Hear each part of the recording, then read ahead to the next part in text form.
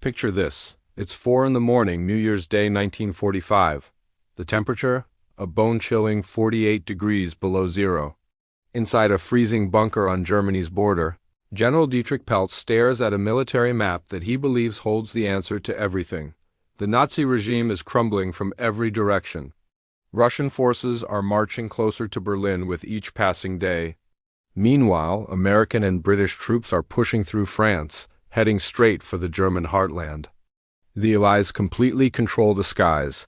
Ever since the D-Day invasion 6 months earlier, German planes have been picked off relentlessly. The Luftwaffe's pilot losses are staggering way more than they can ever hope to replace. Sure, the factories are still churning out planes, around 25,000 this year alone. But here's the problem. There's nobody left who knows how to fly them properly. They're either dead or sitting in prison camps. Yet Peltz thinks he's figured out a way to flip the script. Just one mission. A single devastating strike that could give Germany back control of the air, even if only temporarily. Just long enough for the German military to pull itself together. He's named it Das Grosschlag, the Great Blow. His plan? Launch 900 fighter planes. Every single Jagdgeschwader squadron in the Western Theater. Every combat-ready aircraft they can get off the ground. One massive, perfectly timed assault on 17 different Allied airfields scattered across Belgium, France, and the Netherlands. The goal is brutally straightforward. Catch the enemy air force sleeping and wipe it out on the ground. Obliterate everything in one coordinated dawn attack.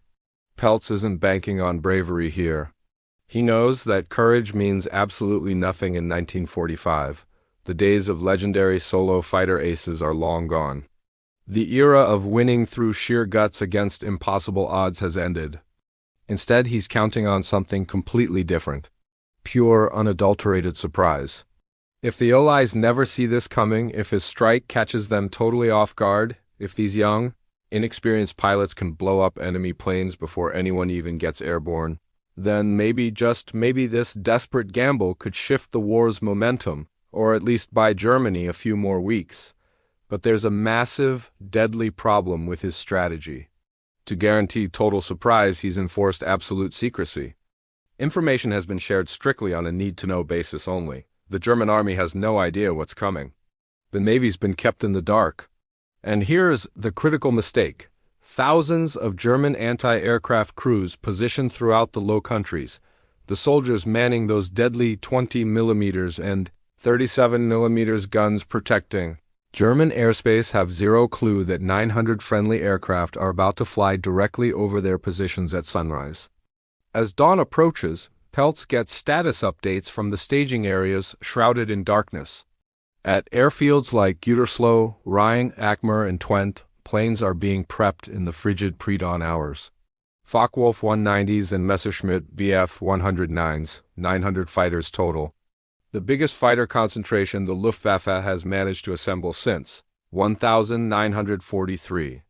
Ground crews are working frantically in the bitter cold, using whatever precious fuel they can spare to warm up engines, checking gauges and instruments using only flashlights. But Peltz knows something these young pilots don't, something that will doom this entire operation from the start. He glances down at the pilot roster in front of him. Schmidt, age 19, Weber, only 18, Hartmann, 20 years old. Muller just celebrated his 17th birthday. This single page lists 180 names, 180 replacement pilots. Some have never flown in formation before. Some have never pulled out of a dangerous spin. Some have never experienced what it's like when bullets rip through their cockpit. They know how to take off and land, sure, but they've never navigated complicated terrain at 300 miles per hour while it's still dark outside. They've never flown through a storm of anti-aircraft fire. They've then never had to find their way back to base after their flight leader gets blown out of the sky. They've never seen real combat. These aren't the skilled pilots from 1940 who battled over Britain, who mastered every aerial combat maneuver, who could fly blind through storm clouds using nothing but their instruments. Those veterans are dead or lying in hospitals or so badly burned they'll never climb into a cockpit again. The experienced squadron leaders who learned precision formation flying during brutal combat on the Eastern Front, who developed instincts for escaping deadly situations. They're few and far between now. Most of the men who survived the Russian campaign are already gone. This is what's left of Germany's Air Force in 1945. Plenty of aircraft sitting on runways. Almost no fuel? 900 young men, mostly teenagers, rushed straight from basic training into the most lethal combat imaginable. Peltz puts down the roster and closes his eyes for a moment. He understands the brutal math of this desperate situation. If this attack goes wrong, if casualties are too severe, the Luftwaffe stops existing as a real fighting force. There will still be planes, sure, but there won't be anyone experienced left to lead. No veterans to train the next wave of pilots. Most of these names on this list won't be coming back. And his solution is desperately clever, the Pathfinder concept. Rather than spending months properly training better pilots, which Germany simply doesn't have time for anymore, he's assigning twin-engine Junkers Ru-88 night fighters to lead each formation. These heavy bombers are slower than the single-engine fighters they'll be guiding. They're bigger targets, too, but they're equipped with the most advanced radio navigation technology German engineers can build. These aircraft will function like mother geese, guiding inexperienced young pilots through hostile territory straight to their targets. The Pathfinders handle all the navigation. The young pilots just need to handle the fighting. It's a technology-based fix to a human training problem. At 8:20 in the morning, the order is given. Engines thunder to life across 5 different bases at the exact same moment. The sound is absolutely deafening. 900 aircraft climb into the dark sky, the largest German Air Force assembled since 1943, for just a moment. Watching them disappear into the darkness above, Peltz feels the crushing weight of what he set in motion.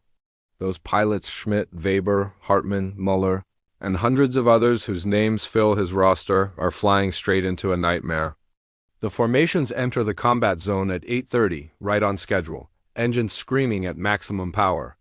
Aircraft flying in tight, disciplined formations. Young pilots laser-focused on their instrument panels, on their formation leaders, on holding perfect position as dawn breaks around them. Status reports start flowing into Peltz's command bunker from observers on the ground. The formations are holding together beautifully. The Pathfinder Ru-88s are navigating flawlessly. Nobody's breaking radio silence. The timing is absolutely perfect. The element of surprise is working completely. Not a single Allied fighter has scrambled to intercept them. No anti-aircraft fire, just eerie silence.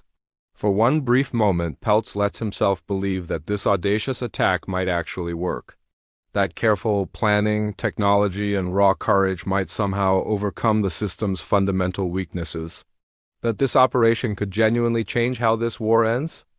Then at 9:15, everything falls apart. A pilot's voice erupts over the radio. Pure terror in his voice. Flack, German Flack. We're being shot at by our own people. Flack coming from 2 o'clock. Peltz feels ice run through his veins. Not from enemy fire, from the horrifying realization that his own strategy has just trapped his own men. Down below the formations, the 16th Flak Division has been getting hammered by Allied fighter bombers for weeks on end. The gunners are nervous wrecks, completely exhausted, hair trigger ready. They've learned one simple rule: if you hear aircraft engines, you open fire immediately. They hear low-flying aircraft approaching, twin-engine formations, coming from Germany's direction. They don't hesitate, they don't question. They just shoot. The sky explodes with German anti-aircraft fire. German 20mm cannons blazing away. German 37mm guns roaring, shells screaming upward into the sky. German shells shredding German aircraft. The first Ru-88 Pathfinder takes a devastating direct hit. The shell punches straight through the fuselage. The right engine bursts into flames. Black smoke pours out. The pilot desperately fights the controls. The aircraft starts tumbling out of control. It spirals down toward the forest below. The formation instantly loses its guide. The young pilots following that burning Pathfinder suddenly have no navigation. No maps to follow. No experience flying formation without someone leading them. They panic and scatter in every direction. Some climb frantically to escape the flak, which immediately makes them show up like beacons on Allied radar stations waiting above. Others push forward alone, desperately hoping to spot their targets visually, now flying without any guidance whatsoever. The formation discipline completely collapses. Aircraft start colliding with each other. Wingtip-to-wingtip crashes that destroy both planes instantly. More keep getting shot down by their own flak batteries. German gunners keep firing at silhouettes they can't properly identify, just following their training, doing exactly what they're supposed to do, killing their own comrades.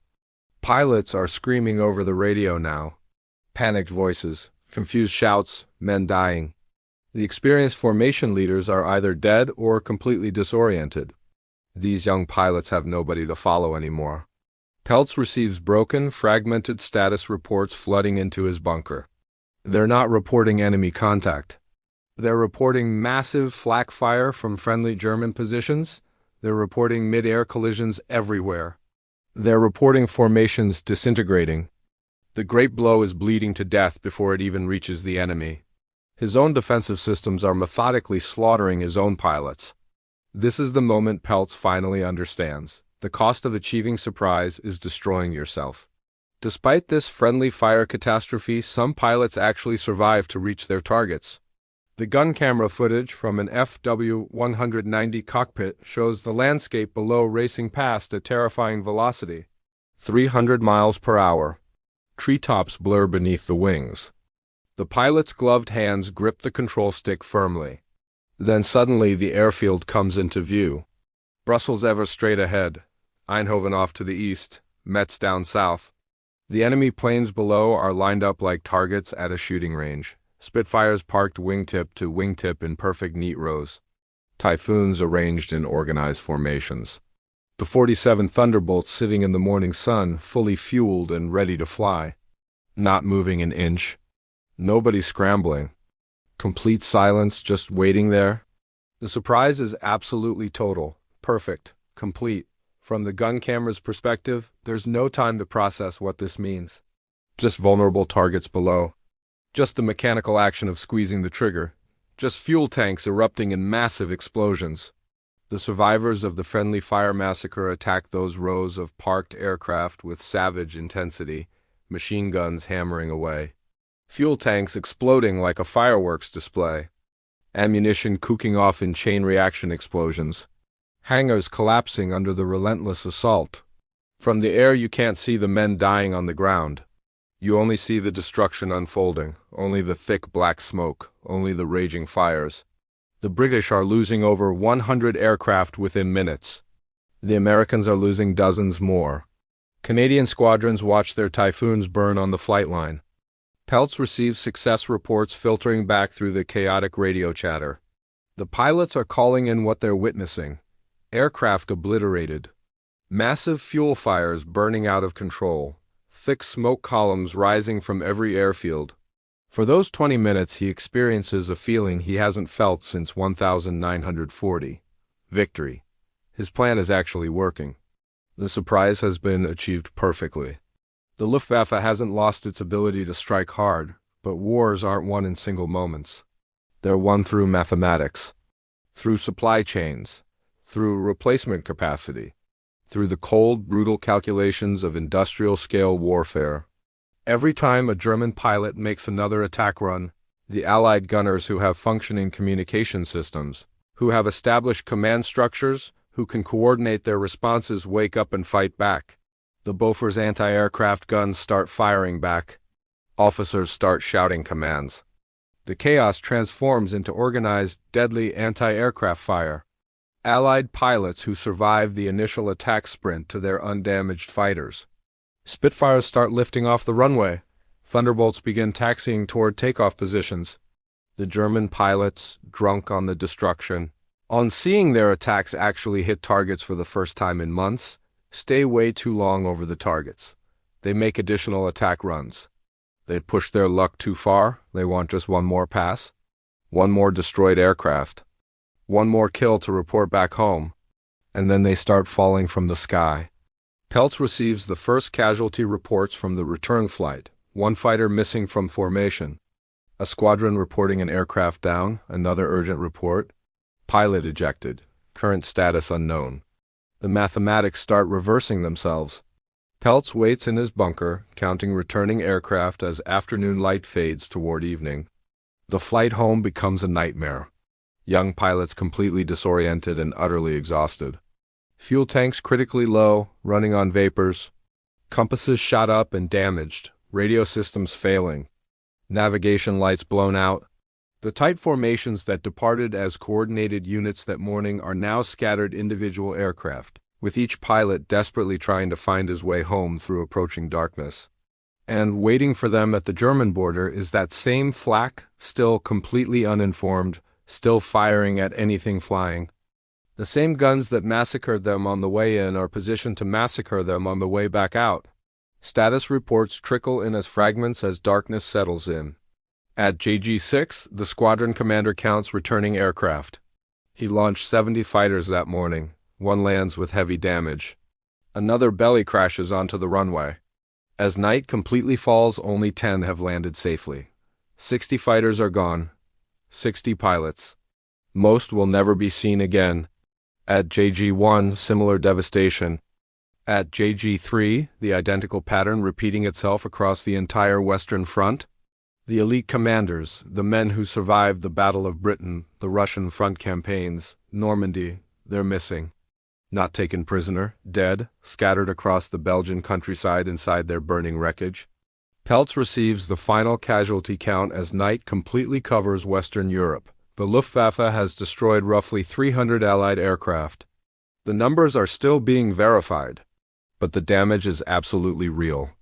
Significant destruction. But Peltz knows the mathematics of modern industrial warfare all too well. The Allies can replace 300 aircraft in 1 week. Their factories in Detroit, Manchester, and Connecticut produce aircraft faster than they can even ship them to frontline airfields. The cost to Germany? Over 270 fighters destroyed in a single day. More devastating, 143 pilots killed, 70 taken prisoner. 21 seriously wounded. Among the dead are 3 Geschwader Commodore, the senior group commanders, 5 Gruppen Commander, the wing leaders, and 14 squadron commanders. 5 years of accumulated combat knowledge and experience destroyed in one single morning. Peltz sits in complete silence, reading through the final casualty reports as evening light fades from the bunker windows. The great blow succeeded on paper. His tactical planning was flawless. His execution was textbook perfect. For exactly 20 minutes, the Luftwaffe achieved exactly what it intended to accomplish. The surprise worked. The attacks were coordinated beautifully. Enemy aircraft were destroyed in huge numbers, but it catastrophically failed in actual reality. By the harsh mathematics of modern industrial warfare, it failed because he overlooked something absolutely fundamental about how modern war actually works. A military system that can't communicate with itself is a system that inevitably destroys itself from within. His obsession with maintaining complete secrecy necessary to surprise the Allies made it impossible for his own forces to recognize each other. His own pilots got shot down by his own anti-aircraft guns. His own aircraft collided in the resulting chaos. The Pathfinder aircraft that were supposed to guide inexperienced pilots got shot down by friendly fire. The formations that were supposed to maintain discipline scattered in complete panic. The price of surprising the enemy was self-destruction from within German lines. Individual bravery young pilots diving at enemy airfields, making multiple dangerous attack runs. Destroying aircraft cannot overcome a fundamentally broken system. No amount of courage can fix a command structure that can't communicate with itself. No amount of personal sacrifice can compensate for catastrophic planning failures at the highest command levels.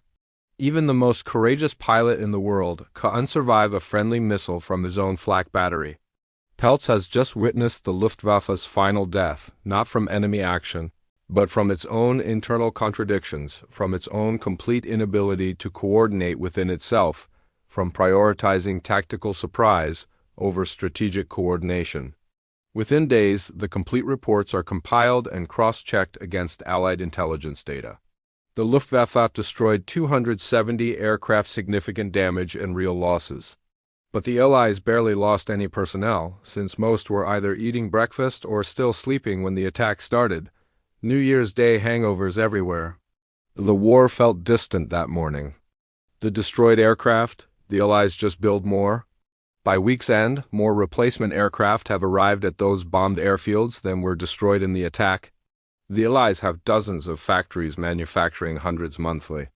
American production capacity alone exceeds total German aircraft manufacturing. The Germans lost 200 experienced pilots, irreplaceable veterans who survived multiple combat campaigns, formation leaders with institutional knowledge, men who could train others, men who truly understood aerial combat. Institutional knowledge literally burned out of existence in one single morning. By the end of January, the German fighter force in the Western Theater is virtually extinct. The Jagdgeschwader squadrons that flew on New Year's Day will barely manage to put any aircraft in the air for the war's remaining months. The Luftwaffe will fly again, yes, but as a marginal force, no longer threatening, no longer capable of sustained combat operations. But Peltz's failure goes way deeper than just numbers on a casualty report. It exposes a truth that will shape every military conflict for the next 100 years. In modern warfare, systems beat courage, organization beats willpower, and communication beats individual bravery under fire. The young German pilots who died on January 1, 1945 were incredibly brave. They flew into odds they knew were terrible. They made multiple passes through intense anti-aircraft fire. They destroyed aircraft. They died fighting hard. But their individual bravery meant absolutely nothing, because the system, the command structure, the communication networks, the logistics was broken beyond any possibility of repair. Peltz had designed what looked like a perfect tactical operation, but he overlooked something absolutely fundamental. Warfare in the 20th century isn't decided by individual acts of heroism. It's decided by the ability of thousands of people to coordinate effectively, to communicate clearly, to function as one single coherent organism working toward the same goal. Germany in 1945 had completely lost that capability. Operation Bodenplatte became the Luftwaffe's final major offensive of World War II. The operation succeeded tactically in the moment. Pilots reached their targets. They destroyed aircraft in massive numbers. For 20 minutes, the Germans accomplished exactly what they planned to do. But the operation failed strategically on every level. It failed catastrophically and completely. It proved beyond any doubt that no amount of courage could overcome a collapsing system. No amount of personal sacrifice could fix a command structure incapable of communicating with itself. No amount of individual bravery could overcome the fundamental structural problem. The system consumed its own pilots as fuel. Peltz was released from captivity when the war ended. He lived until 1952, long enough to witness what his operation ultimately cost, long enough to understand that Operation Bodenplatte truly was the last major offensive the Luftwaffe would ever launch. The air force that dominated European skies in 1940 was completely gone. The Luftwaffe would limp through the war's final months with scattered units, flying defensive patrols only, but never again capable of mounting any coordinated offensive strike. The German fighter force died not from enemy action, but from catastrophic communication failures, from excessive secrecy, from the terrible price of tactical surprise. This is the powerful lesson that Peltz's failure teaches all of us. Not just for 1945, but for every conflict that's followed since, for every organization that's ever collapsed from internal dysfunction. The young pilots who died on January 1, 1945, were as brave as any pilots who have ever flown in combat. They understood the terrible odds they faced. They flew directly into the fire. They died fighting with everything they had. But their extraordinary bravery meant nothing whatsoever because the system, the organization itself, was fundamentally broken. In modern warfare, in modern business, in modern society, systems beat individual courage every single time without exception. You cannot repair a broken system through individual heroism alone. You cannot patch massive organizational failures with personal acts of bravery. Operation Bodenplatte was the Luftwaffe's final gasp for air. It was also a perfect demonstration of a principle that would define the rest of the 20th century and beyond into our present day. The side that communicates effectively wins. The side that coordinates wins. The side that maintains organizational coherence wins every time. Individual courage alone dies on the runway, waiting for supplies that never arrive, following contradictory orders, shot down by its own defensive fire. Thanks so much for watching Tales of Valor. If this story hit you hard the moment when a commander's seemingly perfect plan destroyed itself from the inside out, please hit that like button and subscribe for more forgotten World War II stories exploring how systems defeat courage, how organizations defeat willpower, and how communication is the ultimate weapon in modern warfare. Drop a comment below and tell us, have you ever witnessed a system collapse from the inside because of terrible communication? Where in the world are you watching from right now? What other forgotten battles and historical stories would you like us to dig into next? Your engagement and support helps us keep bringing these powerful, important stories to everyone who wants to truly understand how modern warfare actually works.